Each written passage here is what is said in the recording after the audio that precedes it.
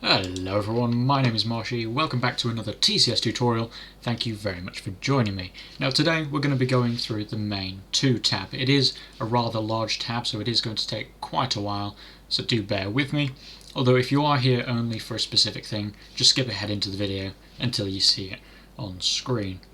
Now this tab goes through a lot of important things and it's going to take quite a while to explain them all, so I'm going to go through them in my own order, in which I think is a very good way to learn the sheet. So if you are confused, do take it step by step. So we're going to start off by scrolling down here. This is what you originally see when you get onto the tab, but we're going to start down here at taxes. Now this is clearly labelled by the taxes are here boyos sign, and we're going to go just under here to the taxes system, and here there's 3 main things you need to keep an eye on: your tax, your stock tax, and your public investment, and we're going to go through all of those right now. So on the left you can see the names of your nations again, and if you come across the next important thing is the new tax system. Now keeping in mind, most people who play this game, or most nations who play this game, will have a base tax rate of 30%. Now what that means is at 30% taxes you're not going to take any buffs or debuffs to your GDP growth. However, if you do change it, i.e. by raising that tax, you are going to get more income, which is always great, but it does come at a cost, and that cost is lower GDP growth. Over here in the L column you're going to see the effect from your taxes on your GDP growth. In this case, America has 32% taxes, so they've raised it by 2% over the limit, and that has decreased their GDP growth by 0.2%. So that's always something to keep an eye on. Next, we have the stock tax rate, and what this does is it allows you to find another form of income other than taxes, but this one works slightly differently. So whatever percentage you put in here, which it has to be between 0 and 10%, as it says at the top here, this is essentially the taxes on your stock market, and your income from these taxes are based on the size of your stock market. The bigger your stock market, the more you're going to make from these taxes. However, the downside to this is that you're going to take inflation debuffs from increasing this. So the standard is 0 at 0. You're not going to take anything above 0, you're going to start taking debuffs. And you can see that over in the M column here. So in this case, stock tax rate for America is 4.5 and their effect is 1%. So they're getting 1% extra inflation per year based on their stock tax rate. Moving on from there, we have the public investment rate, and this is a rather new system, but again it is limited between 0 and 10%, and this works once again slightly differently. It is another form of income, but this one allows you to get more income for IEC losses, and IEC we can go through on another tutorial, but essentially it's bad. The lower your IEC, the worse it is, and the higher public investment you have, the faster your IEC is going to drop. It does give you money though, so you've got to find that balance. Now, after I've gone through those, I think it's time to go back up to the top where you originally see, and we're going to go through this section here. Now this section is essentially a breakdown of your budget, and your budget is essentially all the money you can spend to increase different areas of your nations. So here is basically, it's going to explain where that money is coming from, where that money is going to, and at the end it shows you a total. Now you're going to see, I'm going to skim over quite a few of these, and you're going to see the first few are quite familiar. So the first one is government tax income, straightforward one, how much money you're making from taxes.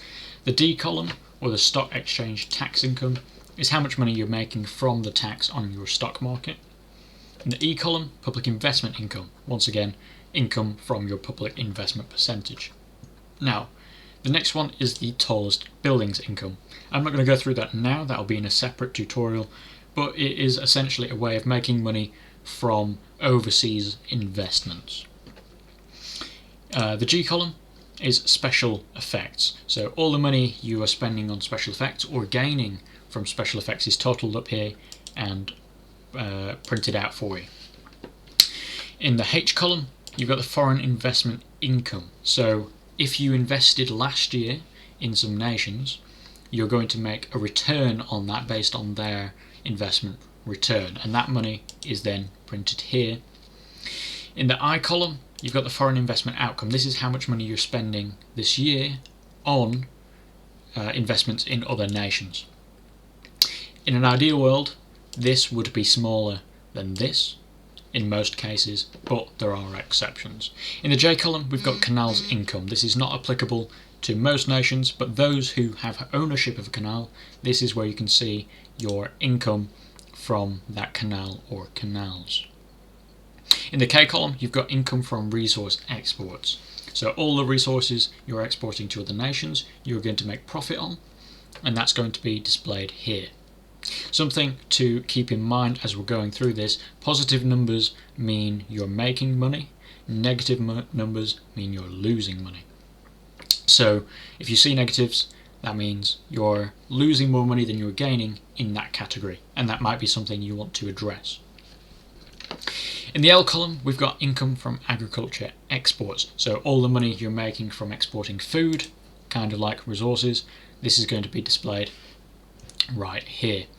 Income from biofuel sales is not applicable as of now, but if you ever decide to change any of your food into ethanol or biofuel, this and then export that, this is where it's going to show up. In the end column, we're going to see the debt income. So if you hold foreign bonds, you will get paid interest on those bonds, and the total income or outcome is here. It does count the money you're paying on debt that other nations are holding of yours, so this is an aggregate value. In the O column, we're going to scroll over here. In the O column here, income from energy resources export. So if you're exporting resources in terms of energy, all the money you make from that or lose from that is going to be displayed in this column. As you can see, it is not very applicable at the moment. In the P column, income from electricity export. So if you produce more electricity than your nation needs, your nation can automatically export that to others who may not, and you can make money on that. It isn't generally a large part of your budget, but it does help to keep in mind. In the Q column, oil consumption cost. This is not applicable, so we're going to skip this one for now. In the R column, we've got the oil tax income. Every nation, when you're distributing oil or other fuels that you've imported or produced yourself to your civilians, you can have an oil tax rate. And this is displayed in the S column. All the money you make from that tax is displayed here in the R column, and this is added to your budget. As you can see, it's not a very large part of your budget, so it isn't very relevant, but it is there to help you out if you need it. In the T column, you've got the emergency monetary reserve interest income. This is a new system that we've added in, and it allows you to gain interest on your emergency monetary reserve. So if you're storing money for a later date, all the money you're storing will gain interest and will be provided to you over the years in terms of budget. It goes into your budget, essentially. Although something to keep in mind here is if your EMR is negative, that interest still applies. Meaning, if you have a negative, that negative will then apply to your budget and lower your budget. So that is something to make sure you are keeping on top of. In the tourism income section, this is not applicable. This used to be an old system. If it is brought back, we'll do a tutorial on it, but for now, you don't need to pay attention. Foreign aid change. Here is quite simple. It takes all the money you give out to other nations in terms of foreign aid and puts it towards your budget as a negative number. So if you're giving that money away, you're going to lose that money. If you're gaining money from foreign aid, you're going to gain that money into your budget. Once again, negative is you're losing money, positive is you're gaining money. In the W column, we have the family planning subsidies. If you are spending money on improving the birth rate of your citizens, then this will show up as a negative number in this column. If you're not, it'll just be a 0 because it cannot be positive, as it says here. In the X column, you have income losses from currency printing. So if you're printing money, this is going to be added to your budget. If you're burning money, this is going to be taken away from your budget. And this is where it shows up here. Once again, positive is printing, negative is burning. And then, like I said before, right on the end, we have the total income. This is your budget that you see in the main 1 tab, and this is all the money you can spend per year without going into debt. Now, with that over, it is a quite in-depth breakdown of your budget, but it is quite useful to identify where you're losing money, where you're gaining money, and prioritising where you're going to spend your money to improve your budget in the future. Now the next one is rather extensive as well, but I am going to skim over it quite quickly because a lot of the information is not particularly important. So the first column, which definitely is important, is your dissent this year. Dissent is essentially how happy how angry your civilians are with your government. Now at 0%, that means it's perfect. Your civilians are perfectly happy with how your government are doing things. At 100%, however, you will enter a civil war. So if you do somehow manage to get up into the 100%, you will enter a civil war, and that will be spoken through in another tutorial later on. But for now, just understand it's bad. You want this to be as low as possible. Another thing with dissent is that it is runaway, which means the higher dissent you get, the harder it is to bring it down, and the faster it will increase itself. So keep that in mind when getting quite high in dissent. It's not always easy to come back down. So the next couple of columns you can quickly read through or pause if you want to, is essentially comparing how much you're spending, how much of your budget you're spending on certain items, and comparing it to how much spending on that particular item your people want you to spend. And the closer you can match those up, the less dissent you're going to gain from that, because the people will be happier with your choice in spending. But we're going to skip over all this. Once again, pause if you're interested. But for now, we're just going to skip over to this area, which is slightly more important. There's a few more factors that add on to your dissent. Taxes. Again, higher taxes are bad in terms of dissent. They will raise it, which is not a good idea. Farming subsidies can also lower it, and you can see this is a negative number. GDP growth, the higher your GDP growth, the better in terms of dissent as well. If your economy is doing well, your people are going to be more likely to be happy as well. Dissent from economic recession. If you are having economic troubles and you are decreasing in GDP, you will have an extra effect added on, and you can see this here in the form of negative 0.9 in terms of, I believe this is Turkey or something. Anyways, moving on. And the tax rate for populace. This doesn't change, so you don't need to pay much attention to it. The AV column, dissent from population growth policies. Now, this is essentially your edicts. However, the reason it's called this is many of the calculations are done in the population growth tab. So if you do want to lower or raise this number, go into edicts, change around with some of your laws. And the edicts dissent is essentially the same thing, although these ones are calculated directly in the edicts tab, and you can see that number here in the edicts tab as well. Now AX column, a very important column. This decides whether you're going up or down in dissent. Now, as a reminder, down is good. The closer to 0 you are, the better. If it's red, if it's positive, then that's bad, although it's not the end of the world.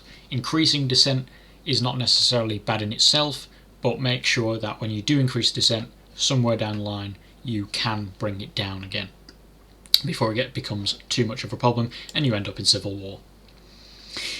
In the BA column we have dissent next year.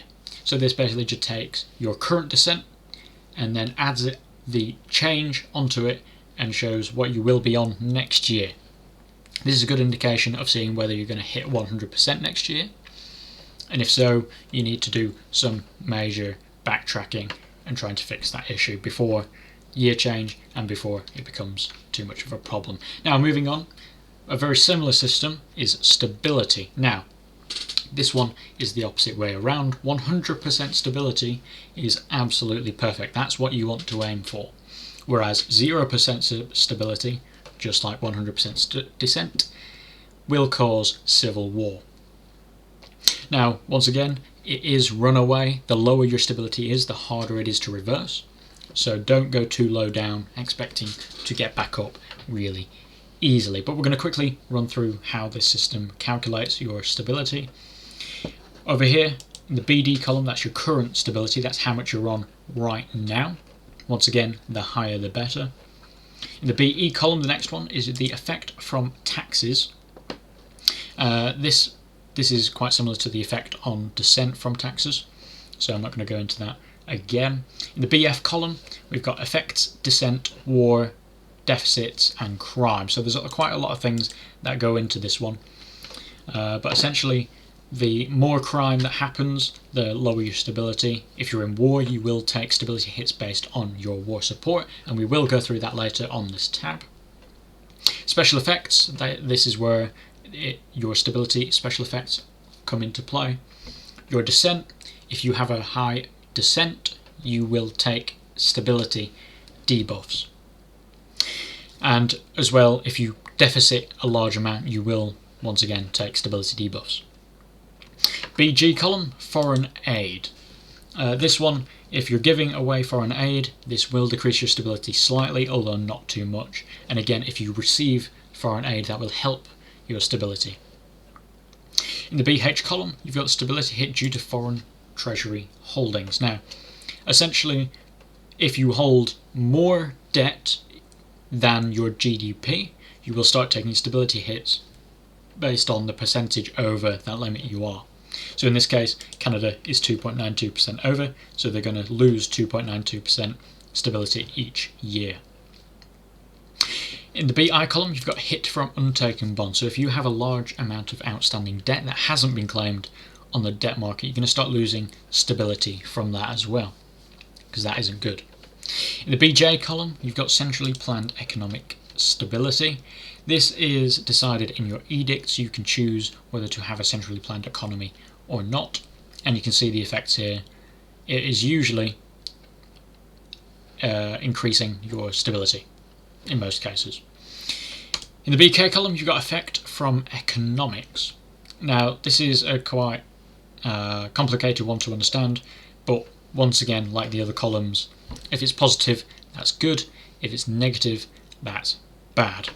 And buffs and debuffs, this is just special effects affecting your stability. And then the next important column is the BM column, just next to it, which is your stability next year. This takes all of those columns, puts them together, and gives you a final output of your stability next year. Once again, 0 is bad, that will cause civil war. 100% is perfect, and with dissent, that's the opposite way around. Now moving on to arguably my favourite part of the sheet, the financial interface. Now you're going to see a lot of green and a lot of red. I will explain it. Some things I'm not going to go into too much detail because you don't need it, but this is one of those things where it's nice to look at. It's not necessarily something you need to interact with.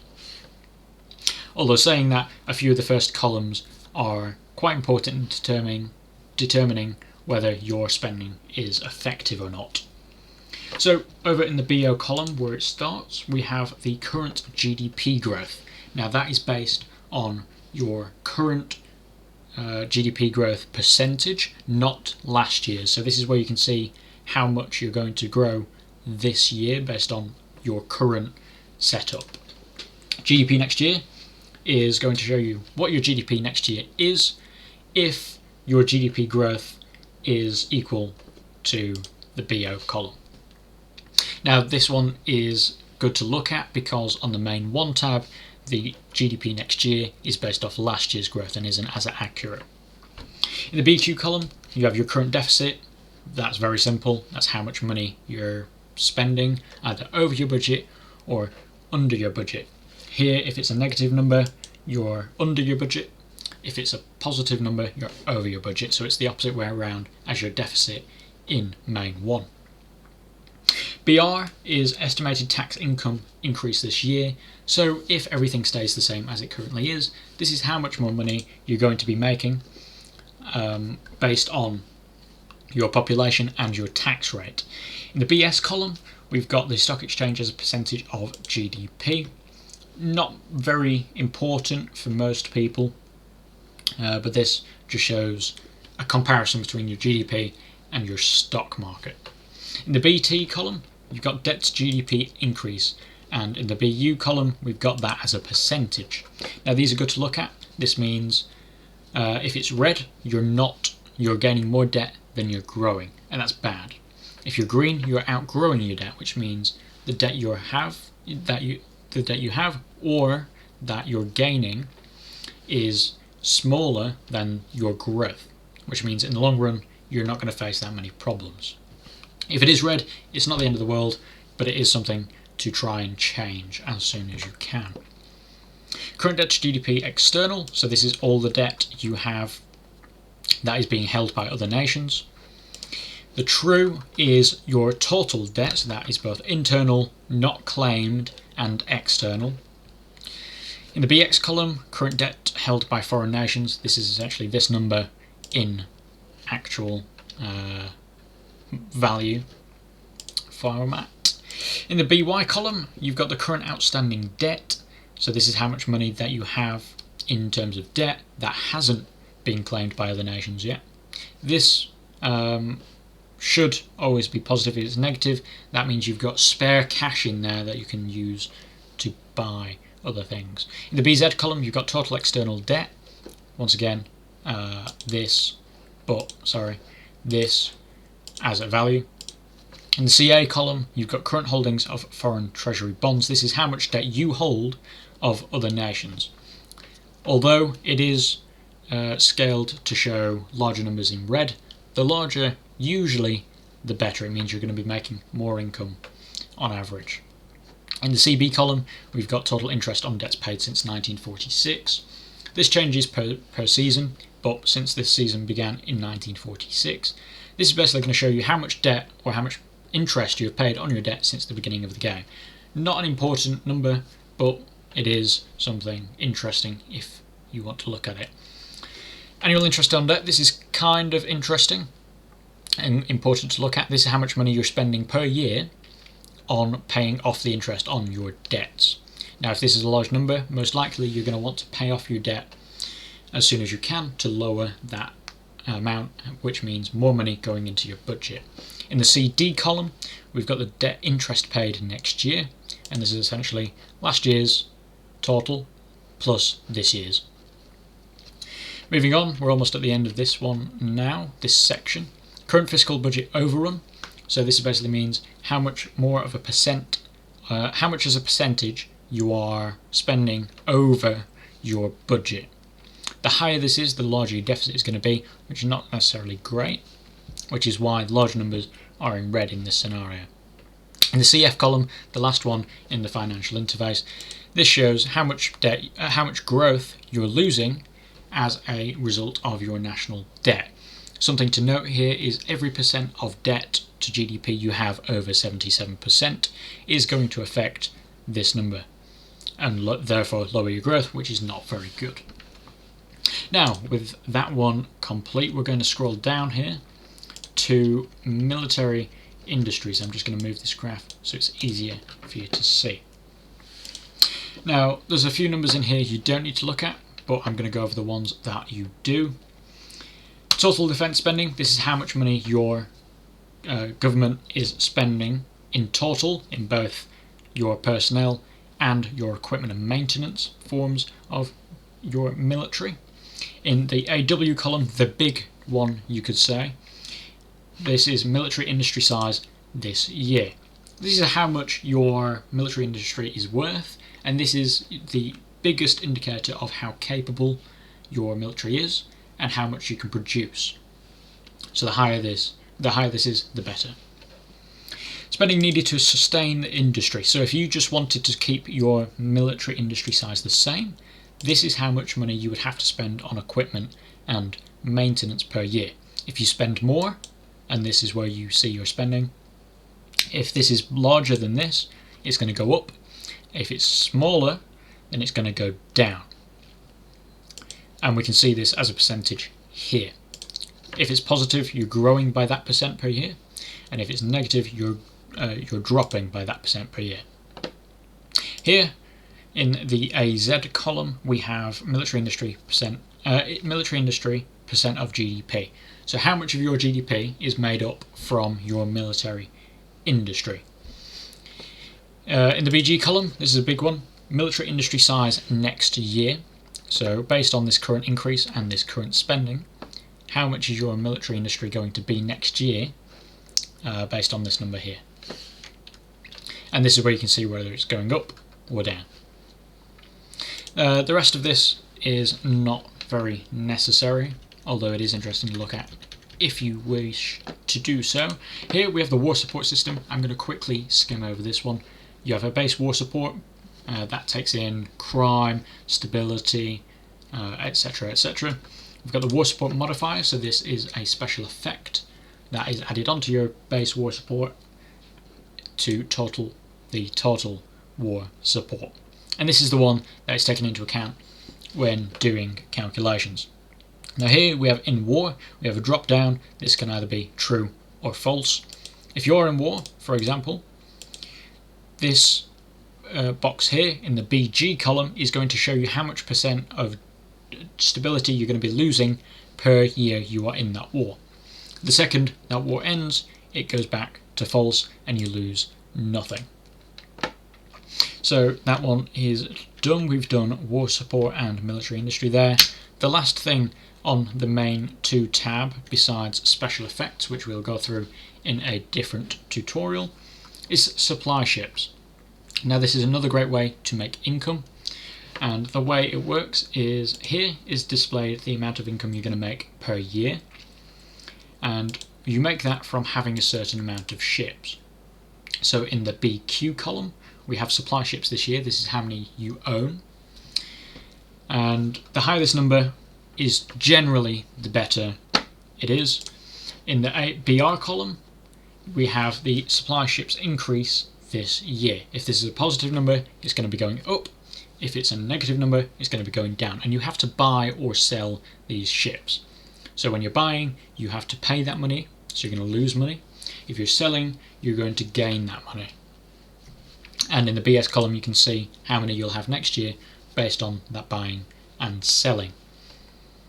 In the BT column we have max optimal fleet size. Now based on quite a lot of factors, what is going to happen here is basically it says how many ships you can have until the efficiency of those ships starts becoming smaller. And what that means is up until this point all your ships are going to give you the same amount of income. Past this, every ship you add on is going to add less and less to your income, so it's going to be less and less profitable. In the BU column we have maximum annual production. This is a maximum amount of ships you can build or buy per year. In the BV column we have fleet to value, so the total value of all the ships you have, which is seen in the BQ column as mentioned before. We have price per unit. Now this is affected not only by your GDP per capita but also inflation, etc. And this means how much you have to spend to buy a ship, or how much money you will make from selling a ship. And in the total cost area you can see a summary of this. So in this case America is buying 50, Their current price is 115 million per ship, and this totals out to be just over 6.6 billion. The next two are only important if you want to do naval invasions or transporting troops. Troop transport capacity. This number here is how many troops you can move in 1 month. And in the BZ column, or the BZ column, this is how many troops per ship you have you can transport. And the higher this number, the better quality your ships are.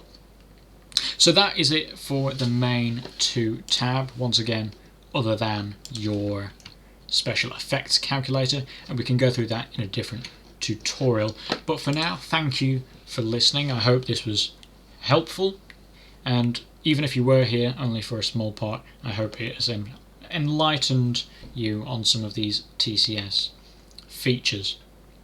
Once again, thank you very much for watching, and I hope to see you in the next one.